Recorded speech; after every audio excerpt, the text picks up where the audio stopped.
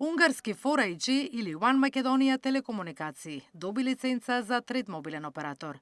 Од Агенцијата за електронски комуникации велат дека откако ќе уплатат во буџетот нешто над 8 милиони евра за радиофреквенциите, можат да почнат со услуги.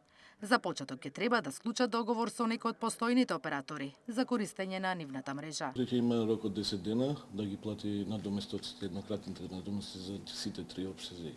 И операторот може да почне да работи. Реално може веднаш да почне со услуги или? Теоретски може и веднаш. Значи, ако се вратиме назад VIP операторот на времето, значи додека изгради своја мрежа, он може да се договори со постоечките оператори да искористи нивната мрежа за да почне веднаш да работи, нели?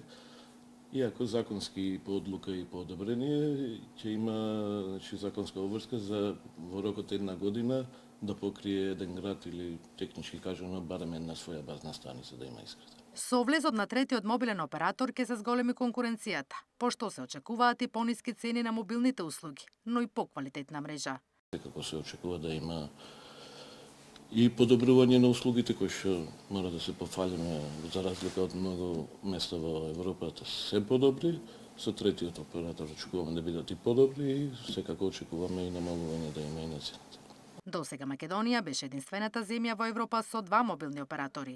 Затоа постојано добивавме забелешки во извештаите на Европската комисија за напредокот на земјата. Сега со 4G, АКИК очекува позитивни оценки во следниот извештај.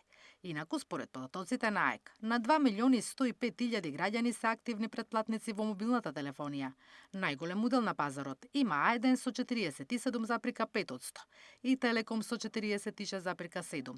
По остварени приходи пак, Македонски Телеком има удел од скоро 50%, додека А1 48,6%. Наташа Мерсовска, Сител телевизија.